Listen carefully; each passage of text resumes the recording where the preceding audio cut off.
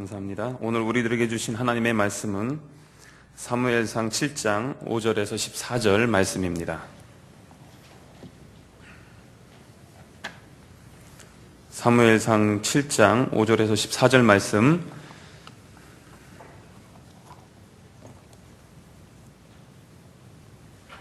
구약 417면에 있습니다. 여러분과 제가 한 절씩 교독하시겠습니다.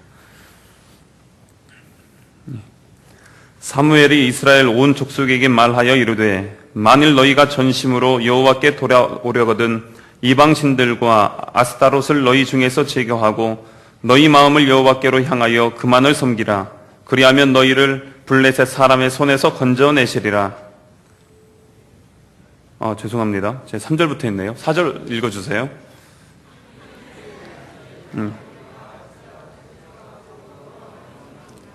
사무엘이 이르되 온 이스라엘은 미스바로 모이라. 내가 너희를 위하여 여호와께 기도하리라 하매,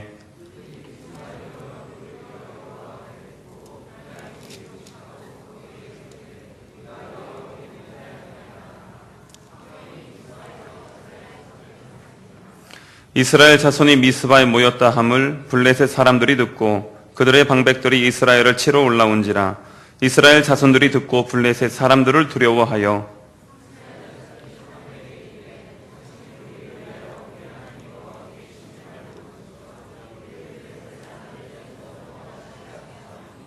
사무엘이 젖먹는 어린 양 하나를 가져다가 온전한 번제를 여호와께 드리고 이스라엘을 위하여 여호와께 부르짖음에 여호와께서 응답하셨더라.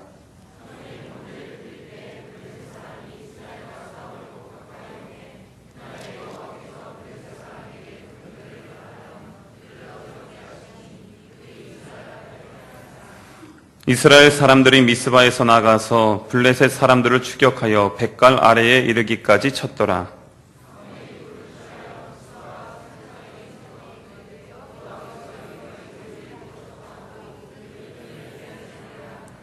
이에 블레셋 사람들이 굴복하여 다시는 이스라엘 지역 안에 들어오지 못하였으며 여호와의 손이 사무엘이 사는 날 동안에 블레셋 사람을 막으심에 블레셋 사람들이 이스라엘에게서 빼앗았던 성읍이 에그론부터 가드까지 이스라엘에게 회복되니 이스라엘이 그 사방 지역을 블레셋 사람들의 손에서 도로 찾았고 또 이스라엘과 아무리 사람 사이에 평화가 있었더라.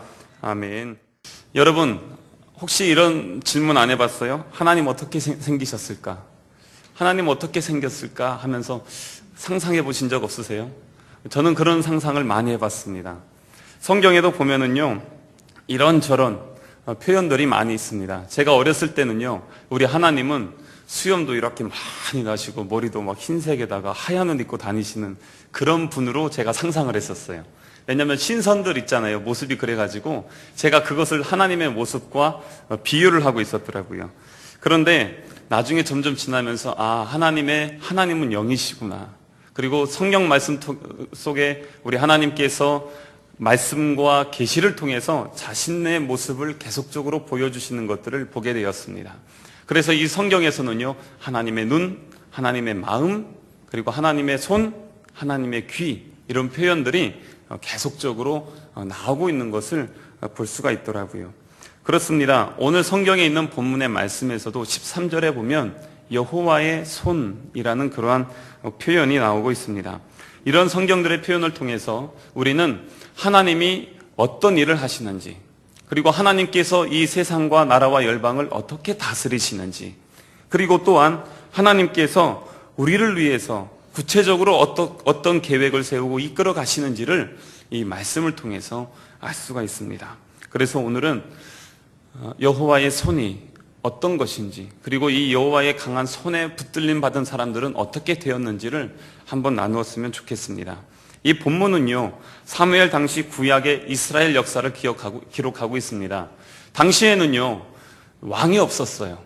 다른 곳은 이제 왕정이 시작되면서 왕들이 생기기 시작했지만 아직 이스라엘은 하나님께서 왕이시라는 믿음과 신앙이 있었기 때문에 왕을 세우지 않았습니다. 그래서 지금 이때는요, 사사를 세웠습니다. 사사는요, 판단하는 사람입니다. 판사 같은 역할을 해요.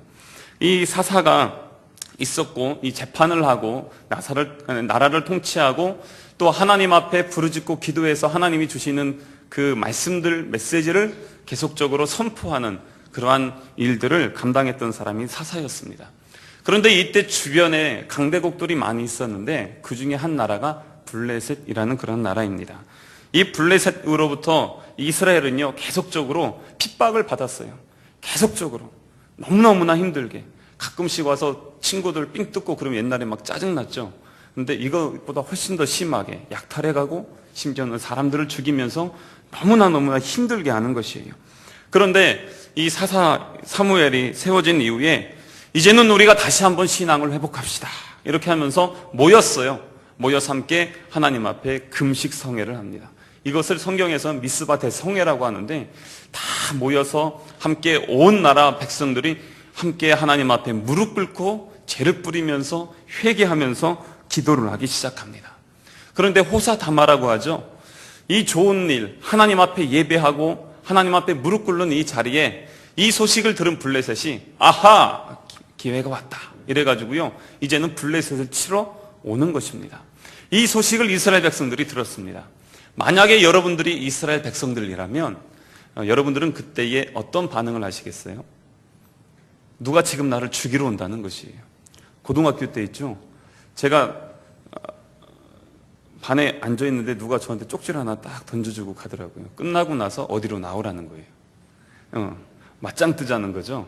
제가 그때보다요, 지금보다 그때가 몸이 훨씬 좋았습니다.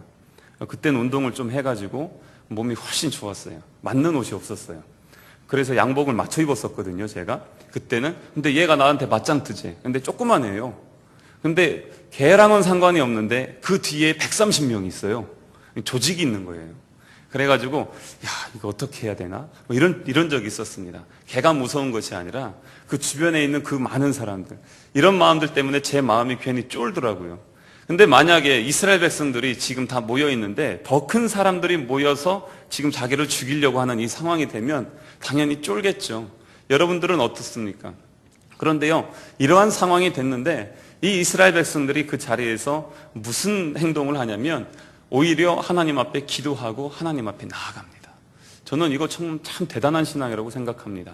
위기의 상황에서 하나님을 바라보는 것, 절망의 자리에서 눈을 들어서 예수 그리스도의 생명을 보는 것, 이것이 정말 아주 귀한 그러한 생명의 체험인 것이죠. 이런 신앙을 찾기가 요즘 참으로 힘든 것 같아요.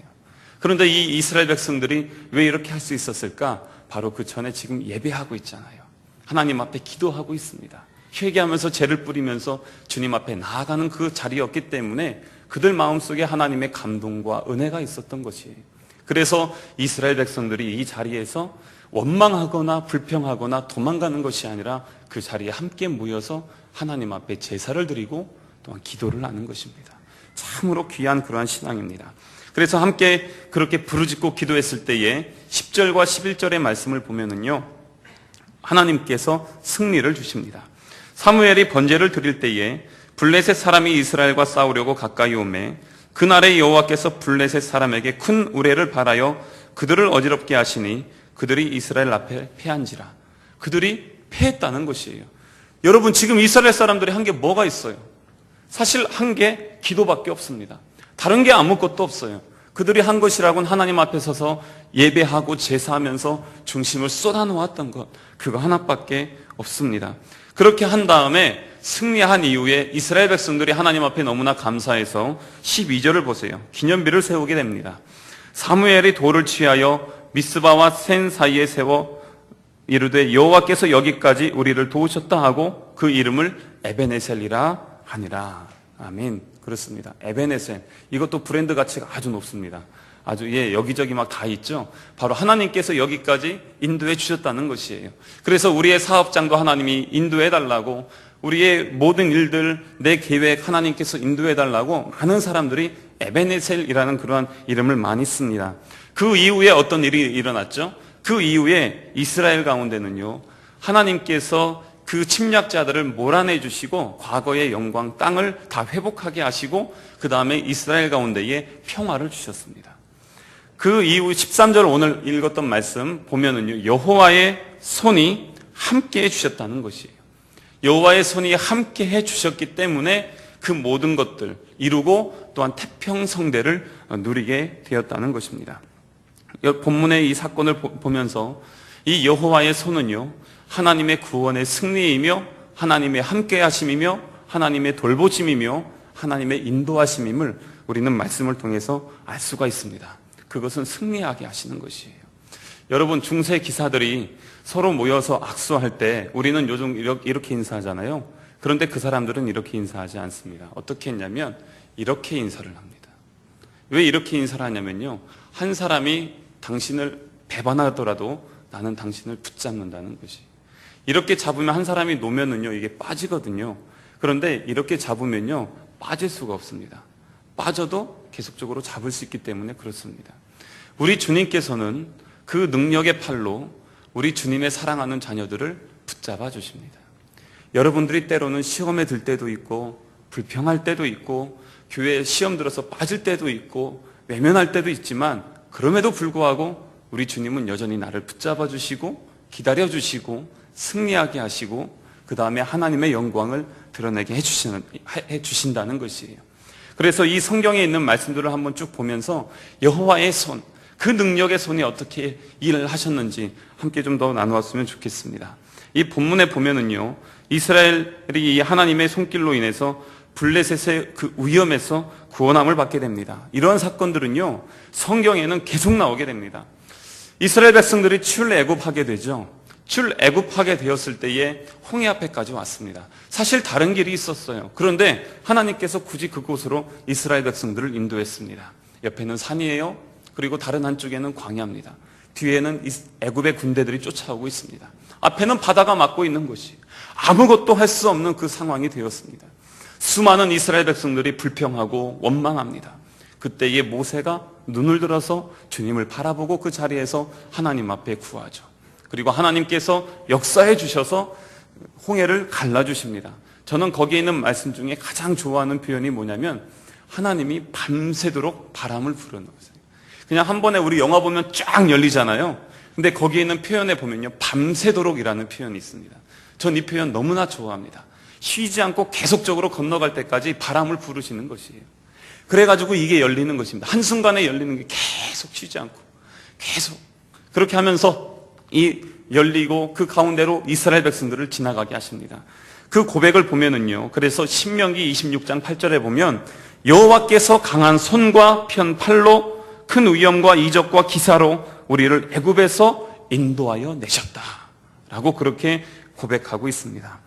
이 고백이 바로 이스라엘의 중심의 고백이었습니다. 하나님의 그 권능의 팔로 우리를 이끌어 주셨기 때문에 우리가 지금 이 자리까지 나와서 가나안 땅에 들어갈 수 있었다라는 그러한 고백을 하는 것입니다.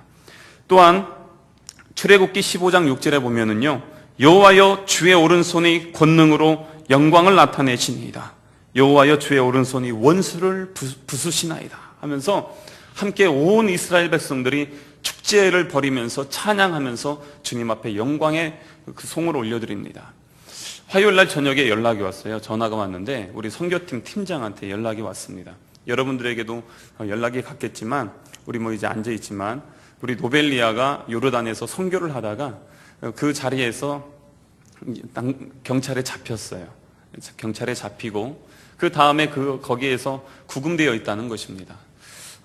제가 주변에서 가끔씩 이런 일들이 일어나요. 그래서 당황스럽진 않았습니다. 그런데 뭐냐면 제가 섬기고 있는 공동체의 한 지체가 어려움에 빠져 있기 때문에 그것을 위해서 정말 더 전심으로 하나님 앞에 구하고 기도해야 되겠다라는 마음이 먼저 들었습니다. 제 동기가 예전에 터키에서 선교를 하고 있었습니다. 그런데 그 독일 선교사님이 한 분 계셨는데요. 이 독일 선교사님이 거기에서 성경을 제작해서 나누어주는 그런 사역을 하셨거든요. 그런데 이분이 같이 밑에서 일하던 현지인들이 나중에 보니까 이분을 죽이기 위해서 거기에 들어가서 일을 했었던 것이에요. 사건의 그 뉴스에도 크게 나왔었는데, 그래서 이 현지인들이 선교사를 잡아다가 칼로 수십 방 찌르고 그 다음에 내장을 드러내고 그걸 하나하나 다 토막내서 죽여버렸습니다. 그렇게 한 이후에 2주 후에 제 동기가 그 옆 동네에서 성경을 나눠주다가 막혔어요. 그래가지고 경찰에 들어갔다는 것이에요. 처음에 막막했습니다. 그런데 저희가 그렇다고 해서 터키를 갈 수 있나요? 저희가 그렇다고 해서 요르단에 갈 수 있나요? 갈 수 없습니다. 그럼 우리는 무엇을 해야 될까요? 우리가 할 수 있는 게 무엇이겠습니까? 우리는요, 하나님 앞에 구하는 것밖에 없습니다. 하나님 앞에 무릎 꿇는 것밖에 없습니다. 이스라엘 백성들이 이 전쟁에서 승리할 수 있었던 것은 자기들이 그 자리에서 곡괭이 들고 도끼 들고 나가서 싸운 것이 아니라 그 자리에서 하나님 앞에 무릎 꿇었기 때문에 이겼던 것입니다. 하나님 앞에 무릎 꿇는 것이 진정한 승리인 것이에요. 그래서 저희가 간절히 기도했는데 그 친구는요, 제 동기는 이 죄가 좀 심했어요. 그래서 조사를 오래 받았습니다. 그래서 2주 동안 받았는데 거기에서 가진 모욕과 그리고 직접 이렇게 때리거나 아니면 이렇게 죽음의 위협 같은 건 없었지만 너무나 힘들게 했어요. 그래가지고 왔는데 거의 막 초췌해져서 왔더라고요. 저는 노벨리아가 뭐 순교당하거나 이럴 것이라고는 전혀 생각도 안 했습니다. 추방당해서 나올 것입니다. 그런데 그 과정이 얼마냐, 그리고 그 가운데서 노벨리아 마음속에 하나님의 살아계심을 온전히 신뢰하고 믿음을 잃지 않고 그 자리에서 하나님을 예배할 수 있느냐, 그 자리에서 온전히 주님이 주인 되심을, 그 자리에서도 하나님이 살아계심을 나타낸다면 그 자리에 하늘의 생명의 미랄이 떨어질 텐데 그것을 기대하고 기도했습니다. 그래서 우리 청년들 함께 모여서 기도합시다. 새벽에도 나와서 간절히 기도하고 저녁에도 함께 기도했습니다. 그때 바로 연락이 오더라고요. 어떻게 그렇게 빨리 응답이 되었는지 다음날 바로 강제 추방이 돼가지고 한국으로 오게 됐어요. 너무나 감사했습니다. 만약에 저는 인도네시아 사람이라 거기서 인도네시아로 보내면 다시 한국 오려면 돈도 더 많이 들고 또 부모님들도 더 걱정할 텐데 바로 한국으로 보내주시더라고요. 그래서 아주 여러모로 감사했습니다. 하나님께서 우리들의 기도를 들으시고 응답해 주시는 것입니다. 무릎 꿇는 자가 바로 승리하는 자인 것이에요. 그렇게 하면서 이겨나가게 하시는 그 과정들을 보면서 하나님 앞에 감사와 영광을 올려드렸습니다. 하나님의 권능의 팔로 그들의 마음을 움직이셔서 빨리 강제 추방당하게 하시고 보내주신 하나님을 찬양합니다. 그리고 또한 우리 주님의 그 권능의 손은요, 우리를 죄와 사망에서 구원해 주십니다. 우리 예수 그리스도께서 십자가에 달려 죽으셨죠. 그러면서 우리를 죄의 권세에서, 어둠의 권세에서 풀어주시고 회복해 주셨습니다. 그 은혜와 그 사랑, 아마 이제는 이런 것들을 경험한 사람, 특히 뭐 노벨리아나 이렇게 선교나 여러 곳에 가서 하나님께서 구원하시는 그 영혼들을 본 사람들은요, 평생 그것이 그 마음 중심에서 떠나지가 않습니다. 저는 몇 년 전까지만 해도 선교에 대해서는 긍정적이지도 않고 부정적이지도 않았습니다. 사역자이기 때문에 선교는 해야 되는 것이지라고 생각을 했었어요. 그랬는데 제 이 선교관을 한 번에 무너뜨린 사건이 있었습니다. 재작년에 제가 네팔로 단기 선교를 나갔었거든요. 2주짜리 갔었는데 2주를 갔는데요.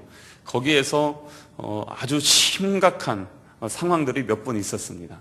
그렇게 하면서 영적 전쟁을 계속 경험하게 되었습니다. 영적 전쟁들을 경험하게 된 이후에 이거는 내가 하는 것이 아니고 그 누구도 하는 것이 아니구나. 하나님 정말 살아계시고 역사하시는데 그것은 하나님만이 하시는 거구나 라는 것을 우리들에게 너무나도 구체적으로 보여주시는 것이에요.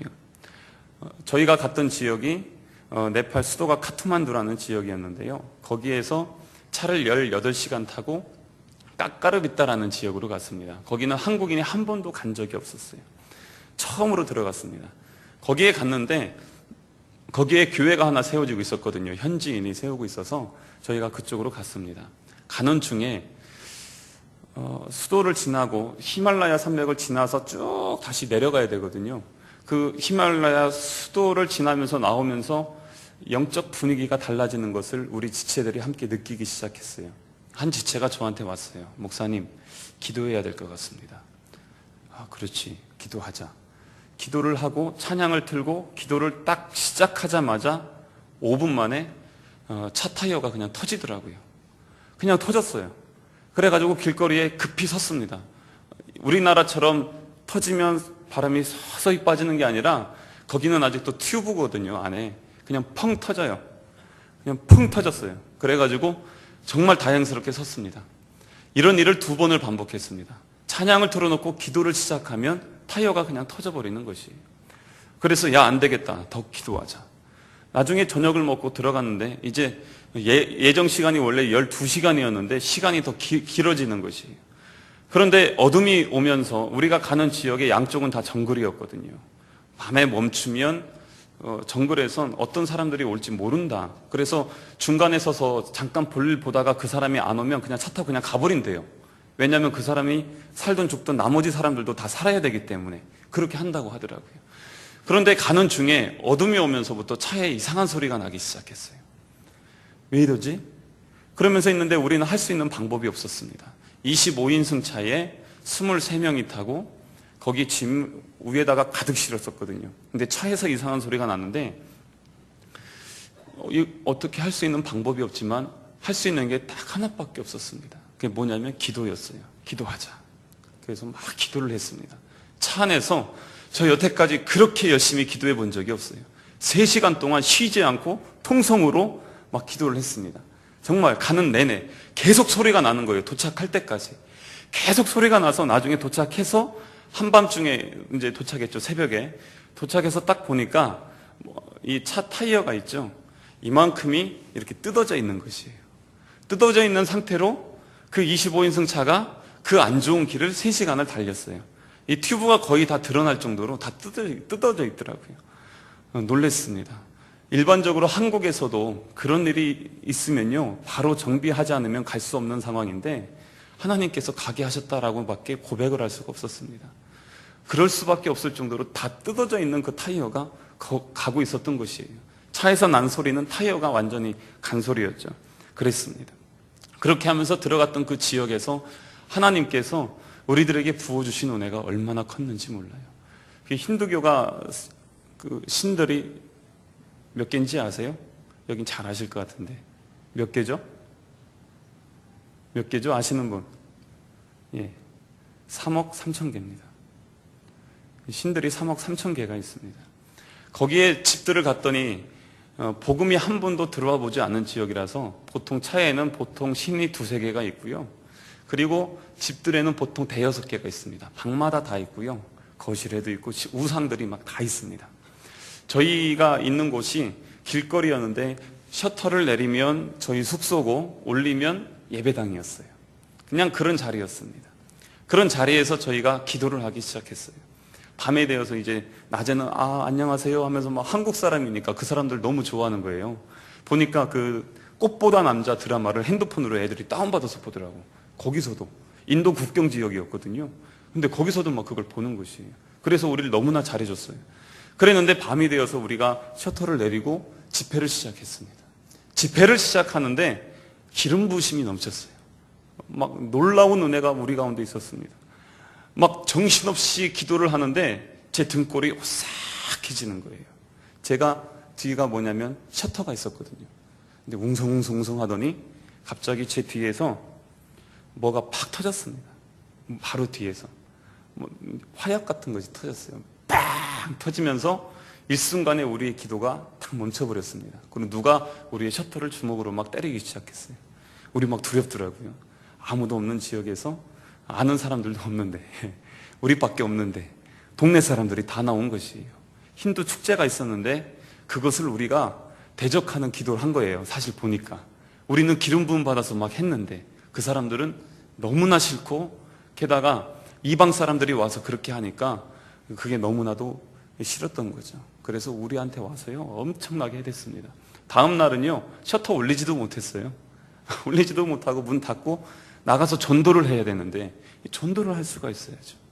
어떻게 할까? 그래서 그래도 안 할 수는 없으니까 하자 하는데 다 나가지 말자. 반은 남아서 기도하고 반은 나가서 전도하자 그랬어요. 반은 남아서 기도하고 반이 나갔습니다. 이 나간 팀들이요 나가서 전도를 하는데 사람들이 어제 봤던 그 사람들이 아니에요. 우리를 아주 미워하는 눈으로 보는 것이에요. 그래서 초등학교를 갔습니다. 초등학교에 갔더니 아이들이 막 다 몰려오는 것이에요. 왜냐하면 외국인 왔다고 한 번도 보질 못했잖아요. 제가 예전에 초등학교 때에 미국 사람이 오면요 종교생을 학교에 운동장에 다 모아놓고 외국 사람 보여줬습니다. 예. 저희 70년대도 그랬거든요. 그랬는데 지금 이제 거기가 그렇더라고요. 외국 사람이 오니까 막 학생들이 다 몰려오는 것이에요. 다 몰려오니까 선생님이 나왔어요. 그럼 당신들 누구냐고. 아, 우리는 한국에서 왔다고. 뭐 하는 사람들이냐고 하면서 학교 안으로 들어오라고 우리를 끌고 들어가는 것이에요. 그래서 순간 막 두려움에 떨고 막 그랬었습니다. 그랬는데 들어갔더니 학생들 다 있는 데서 노래 하나 불러주래요. 그래서 노래 불러줬습니다. 그랬더니 또 불러달래요. 또 불러줬습니다. 3번을 부르고 나서 계속 불러달라고 해서 아니 여기 말고 지금 저쪽에 우리가 교회 하나 짓고 있는데 이따가 그쪽으로 좀 오세요. 그러면 그 자리에서 우리가 가지고 온 것들 다 보여드리겠습니다. 그랬습니다. 그랬는데 그렇게 한 이후에 거기는요 전부 논밖에 없는 지역에 교회만 하나 딱 세워놨거든요. 교회도 철골하고 벽만 세워놓고 그리고 지붕도 없고요 아무것도 없었습니다. 그랬는데 거기에 그냥 이 카페트만 깔고 예배를 시작했는데 아이들이 오기 시작한 거예요. 아이들이 오니까 부모님들이 오기 시작했습니다. 한 번에 175명이 왔어요. 그래가지고 그 175명이 그 자리에서 함께 예배를 하는데요. 그 사람들이 전부 다 하나님을 믿겠다는 것이에요. 그러면서 그 자리에서 다 영접하고 함께 기도하고 그렇게 해서 한 교회가 세워져 버렸습니다. 너무나 두려웠고 무서웠는데 그 가운데에 하나님의 기름 부으심이 있는 것이에요. 사실 이런 과정 가운데는요 여러 가지 영적 전쟁들이 많이 있었습니다. 어떤 것들이 있었냐면 그 지역에서 이쪽 그 동네에서 저희가 차를 타고만 와도요 차를 탄 사람들이 증세가 똑같은 것이에요. 어떻게 똑같냐면 머리가 아프고 구역질이 나면서 입에 거품이 나고 막 이상해요. 기분도 왜 그러지? 하면서 나 이상해 한 지체가 그래요. 그래서 너 왜 그러냐? 그러는데 옆에 있는 사람이 나도 그래 5명이 그런 것이에요. 근데 이 사람들 보니까 한 차를 탄 거예요. 근데 한 차를 타면서 그 안에 있는 그 무엇인가가 그들을 사로잡고 있는 것을 보게 되었어요. 그래서 함께 모여서 기도하자. 그래서 와서 그들의 손을 잡고 기도하기 시작했어요.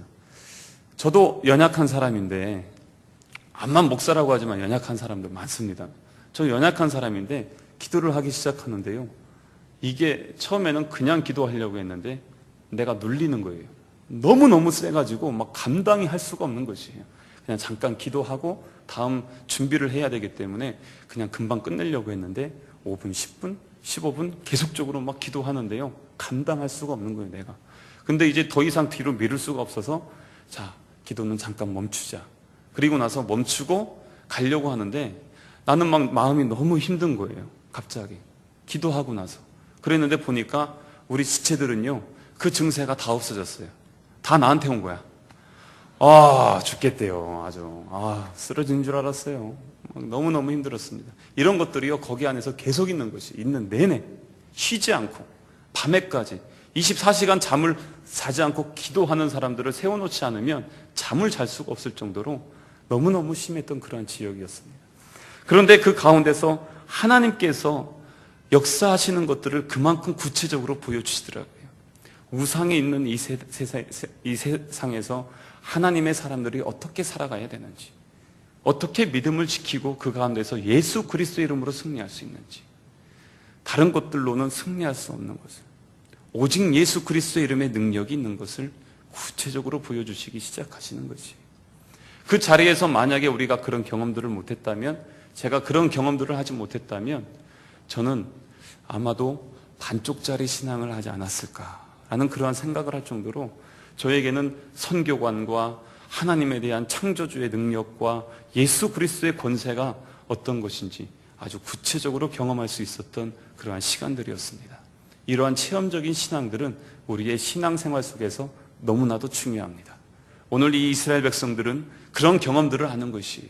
그 자리에서 죽을 수밖에 없는 자리지만 그 자리에서 하나님을 바라보고 하나님 앞에 무릎 꿇었을 때에 하나님께서 이기게 하시는 것이에요. 여러분, 수많은 청년들이 앞으로 내가 무엇을 해야 되는지, 내 길이 무엇인지, 내 진로가 무엇인지, 내 비전이 무엇인지, 내가 어떻게 행해야 될 것인지 몰라서 방황하고 있습니다. 그럴 때에 우리의 인생의 내비게이션 되시는 예수님을 만나시길 바랍니다. 예수님이 인도해 주셔야 되는 것이에요. 제가 이 부산에 오니까요, 적응이 안 되는 게 딱 하나 있습니다. 그게 뭐냐면 이 도로예요. 운전하기가 참 쉽지 않습니다.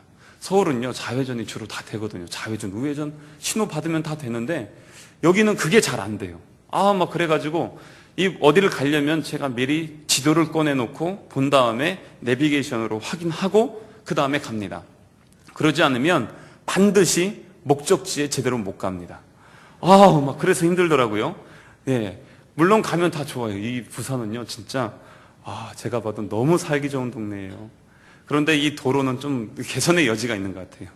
하여튼 너무나 좋았습니다. 그래서 제가 여기에서도 같은 동네지만 어느 한 지역을 가려고 해도 정확한 지도의 인도함이 없으면 다른 길로 가는데 우리가 능력이 있어요? 아니면 우리가 모든 걸 다 압니까?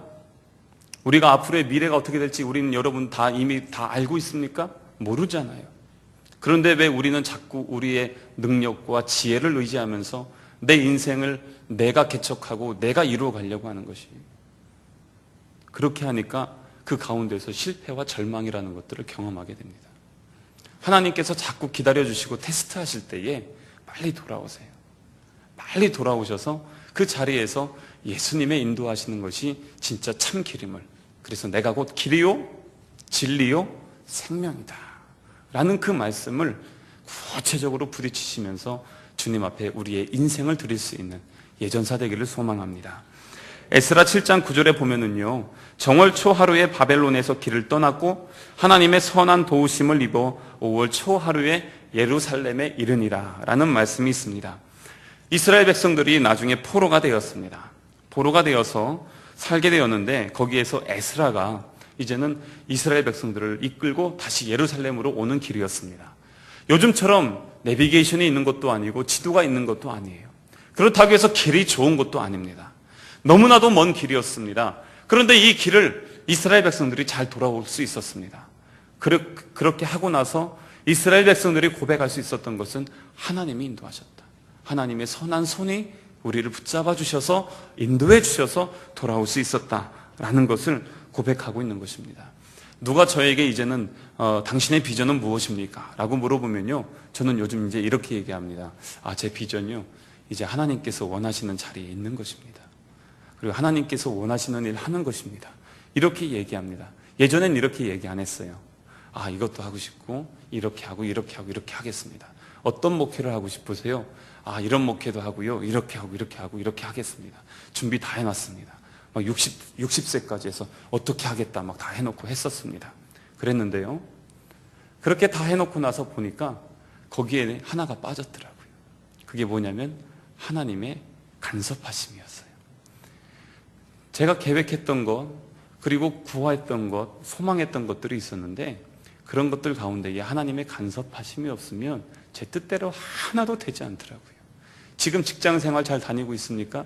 그 자리가 하나님께서 기뻐하시는 자리인지, 그 자리에서 여러분들이 예배자로 살아가고 있는지, 그 자리가 정말 하나님께서 원하시는 건지, 내 학과가 정말 하나님께서 기뻐하시는 것인지, 그 모든 것들은요, 하나님이 기준이 되어야 될 줄로 믿습니다.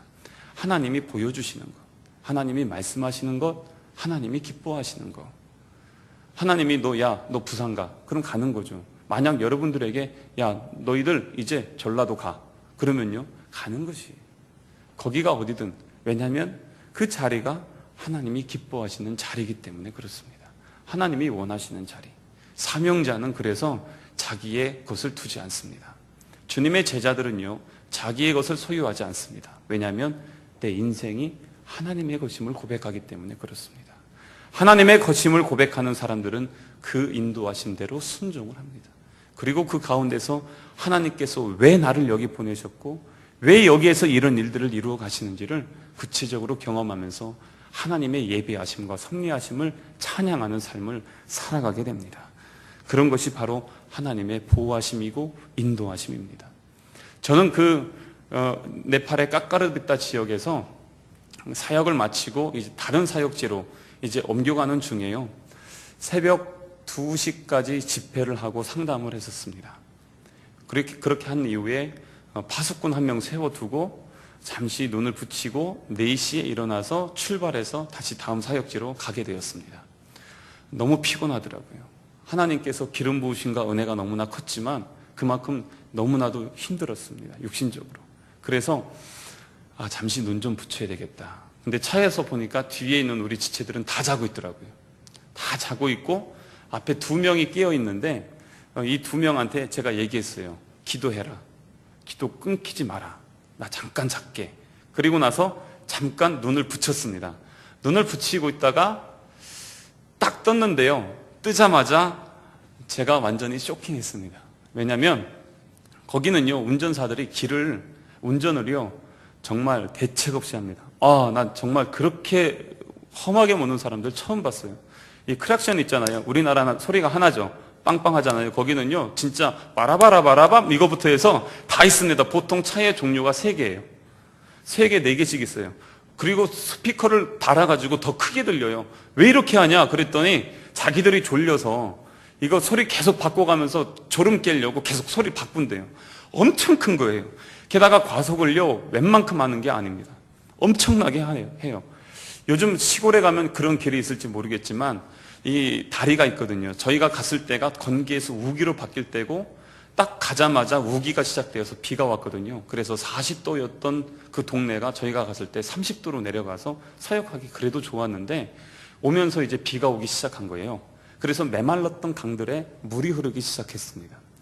그런데 이 다리가요 아주 좁아요. 저쪽에서 제가 눈을 딱 떴는데 저 바로 앞에서 다리 건너에 우리나라 큰 트럭 있죠. 큰 트럭이 다리를 향해서 오고 있는데 쌍라이트를 켜면서 막 오는 것이에요. 그런데 우리 운전기사가 이에 굴하지 않고 같이 쌍라이트를 막 켜면서 바라바라바라밤 하면서 그러면서 서로 막 들어가는 것이에요. 막 들어가는데 이 트럭이 먼저 들어왔어요. 다리에 먼저 들어왔습니다. 다리는 좁기 때문에 2대가 절대 통과할 수가 없습니다. 딱 그 자리에서 한 3, 4초 후면 정면 충돌 상황이었어요. 이 차는 이미 들어왔고 우리는 바로 입구 전이었거든요. 근데 이제는 우리 기사가 늦게나마 이제 회개하고 브레이크를 밟기 시작했습니다. 그랬는데 이게 브레이크가 안 밟는 거예요. 안 밟혀져요. 왜냐하면 이 빗길이었고 미끄러지고 이게 안 되는 거예요. 핸들을 틀려고 했는데 핸들이 안 틀어져요. 막 그래가지고 이 차는 계속 쌍라이트 켜면서 여전히 그 속도 그대로 오고 있고 우리는 지금 다리 바로 전에서 막 그러고 있는 상황이었는데 마지막 정말 부딪히기 1, 2초 전에 우리 차가 기적적으로 틀어졌습니다. 틀어지면서 옆에 보면은요 이만한 돌들에다가 철망으로 다 묶어놓은 가드레일이 있거든요. 그 가드레일 쪽으로 틀었습니다. 틀어졌어요. 틀어지자마자 딱 보니까 그 가드레일 앞에 오랜만에 비 왔다고 아침에 아줌마가 우산 쓰고 이빨 닦으러 거기 와서 이러고 있는 것이 이러고 있는데 그 아줌마한테 우린 차가 돌진하고 스치듯 지나가면서 이 차는 지나가고 우리는 받았습니다. 저는 아줌마 죽었다 생각했어요. 결론적으로는 살았어요. 받았습니다. 이게 받으면요 그 가드레일과 정면 충돌을 하면서 일반적으로 각도가 조금만 틀어지면 그 60km 이상으로 달렸기 때문에 차가 전복이 되고 굴러야 되거든요. 그런데 이 가드레일의 전체 무게중심과 저희 차 무게중심의 정가운데 길이 정확히 받쳤어요. 그래가지고 이 가드레일이 그대로 밀려나 준 거예요. 그래서 이 다리가 있다는 건 옆에가 물이 흐르고 있으니까 이렇게 경사가 져 있잖아요. 그게 그대로 한 5m 정도 밀려가 준 것이죠. 그래서 저희 차 뒤는 뜨고 앞은 이렇게 돼가지고 차 문은 열리지 않고 그냥 그렇게 사고가 났습니다. 아줌마 죽었다 생각하고 창문을 열고 나와서 보니까 아줌마는 놀래가지고요 그 자리에서 부딪히는 순간 옆으로 쓰러져가지고 그 경사가 있으니까 미끄러져서 산 거예요. 그렇게 해서 살고 그 안에 보니까 달팽이가 요만한 게 있는데 이 달팽이 하나 죽었더라고요. 그때에 저희 같이 갔던 그 눈을 뜨고 있었던 사람이 4명이었는데 우리 앞에 있던 우리 한 지체가 어려서부터 그 은사가 있었어요. 2살 때 히브리어를 쓰고 막 이런 그 부모님이 기도해 주시고 이런 게 좀 있어가지고 그 예언하고 막 이런 것들이 막 있었어요. 그냥 그 장난으로 글씨 썼는데 그게 히브리어고 막 이런 사람들 있잖아요. 그런 지체였는데 그때 당시에 딱 그러는 거예요. 사고 딱 나자마자 목사님 하나님이 차를 손으로 쳤어요. 그러시는 거예요. 저희가 사고 났던 그 지역이 그 영적 전쟁을 한 자리에서 승리했던 그 지역을 벗어나는 그 다리 지역이었습니다. 사단이 너무 싫어했던 것이. 그래서 우리가 가는 거, 우리 죽이고 싶었던 것이. 그래가지고 막 그 자리에서 우리를 그렇게 한 것이죠. 그랬는데 그 자리에서도 마지막 순간에 하나님이 차를 쳐서, 손으로 쳐서 차를 틀어주시고, 정말 무게중심이 어떻게 그렇게 기가 막히게 맞았는지요. 그냥 밀고 내려가 준 것이에요. 그래서 살았습니다. 제가 책임자잖아요. 거기에 있는 우리 지체들 어떻게 하겠습니까? 그래가지고요, 정말 그때는 울었습니다. 왜 울었냐면 너무 감사해서 울었습니다. 아, 또 한 번 살려주셨구나. 또 살려주셨구나. 그래서 정말 울었습니다. 그 많은 사람들이 그 자리에서 그것을 보고 나서요, 정말 놀랐습니다. 어떻게 살 수 있었는지. 저희가 가면서도 그 지역에 사고가 많이 나요. 그 네팔 땅들이 보니까 사람들이 운전을 너무 험하게 해가지고 의료도 좋지 않은데 어떻게 그렇게 하는지. 근데 그런 자리에서 살려주시는 것입니다. 하나님이 보호하시지 아니하시면 지금 이 땅에 우리가 좋은 자리에서 좋은 환경에서 살더라도 우리는 죽을 수밖에 없습니다. 여러분들이 이 자리에 나와서 하나님 앞에 예배하는 것, 이것은 하나님의 은혜인 것입니다. 이 자리에서 나와서 기도할 때 사단은 여러분들이 예배하는 것이 싫어하지만 이 귀한 예배를 통해서 여러분들의 중심을 받으시는 예수님이 여러분들의 기도와 여러분들의 예배를 통해서 하나님 나라를 세워나가시는 것입니다. 중보기도가 너무나 중요합니다. 노벨리아가 이렇게 같이 있을 때에 저희가 왜 기도밖에 할 수 없냐. 우리는 요르단 갈 수 없지만 하나님께서 하시는 것이고요. 어느 선교사님이 외국에서 선교를 하기 시작했습니다. 그 지역에는요, 식인종들이 살던 지역이었어요. 식인종들이 있는 지역에서 선교사님이 집을 짓고 살게 되는데 이제는 밤에 식인종들이 선교사님을 잡아 먹으려고 찾아왔습니다. 찾아갔는데, 이게 실화예요. 찾아갔는데요, 그 찾아갔던 그 자리에 분명히 선교사님 가족만 있는 집에 사람들이 최신식 무기를 들고 지키고 있는 것이에요. 이야, 장난 아니다. 그러고선 도망갔습니다. 그리고 나서 시간이 이제 얼마 후에 다시 또 잡아먹으려고 기회를 틈타서 왔어요. 그렇게 하고 나서 왔는데 그 사람들이 또 지키고 있는 것이에요. 막 총 들고 막 이러고 있어. 야, 안 되겠다. 다시 가자. 근데 나중에 이 선교사님이 선교 사역을 열심히 하시고 나서 거기 있는 사람들이 하나님을 믿게 되었습니다. 나중에 이 식인종들이 이 선교사님한테 와서 물어보는 것이에요. 선교사님, 솔직히 얘기해서 옛날에 우리가 당신 잡아먹으러 왔었다. 그랬는데 그 밤에 지키고 있던 사람들 누굽니까? 라고 물어보는데요, 선교사님이 저희 가족들밖에 없었는데요, 그러는 것이. 그럼 그 사람들 도대체 뭐죠? 누구시죠? 물어봤는데요, 이렇게 보니까 선교사님 그 집에 그분들을 위해서 중보해주는 중보기도 팀이 있잖아요. 20몇 명이었는데 그 사람들 보니까 이 사람들이 지키고 있었다. 이 사람들이 지키고 있어서 우리가 당신을 못 잡아먹었다고 그러는 것입니다. 식인종들이 선교사님을 잡아먹으려고 했던 그 시간에 그 중보기도 팀이 그 자리에서 기도하고 있었던 것입니다. 우리는 이 자리에서 기도하는 거 별거 아닌 것 같지만 우리의 작은 기도를 통해서 하나님은 역사하시는 것이에요. 저희가 그렇게 사고가 나고 영적 전쟁이 있었을 때에 한국에서는 수많은 사람들이, 많은 성도들이 저희를 위해서 하루도 쉬지 않고 새벽 저녁 밤으로 기도해 주셨습니다. 여러분들이 지금 나가 있는 우리 지체들과 또한 우리 안에 있는 서로를 위해서 기도해야 될 이유는 마땅합니다. 왜냐하면 그 영혼을 살리는 것이기 때문입니다. 왜 기도의 자리에 나오지 못할까요? 사단이 싫어하기 때문에 그래요. 그래서 우리는 더 깨어서 기도하고 나와서 주의 오른손의 능력을 경험하며 하나님 앞에 간절히 구해야 될 줄로 믿습니다. 열왕기상 19장에 보면 엘리야 선지자가 갈멜산에서요, 이방의 선지자들과 850대 1로 맞짱을 뜹니다. 그 맞짱을 떴을 때에 그가 이길 수 있었던 것 무엇이었죠? 그는 하나님을 바라보았던 것입니다. 하지만 그 850명은 무엇을 바라봤죠? 이방 신들을 바라보고 의지했습니다. 세상에는 너무나 우상들이 많이 있어요. 그 우상들이 우리의 눈을 현혹하고 우리의 마음을 사로잡고 있습니다. 하지만 그러한 때에도 하나님의 사람들, 예수 그리스도의 전사들은요, 하나님 바라보고 당당하게 승리해야 될 줄로 믿습니다.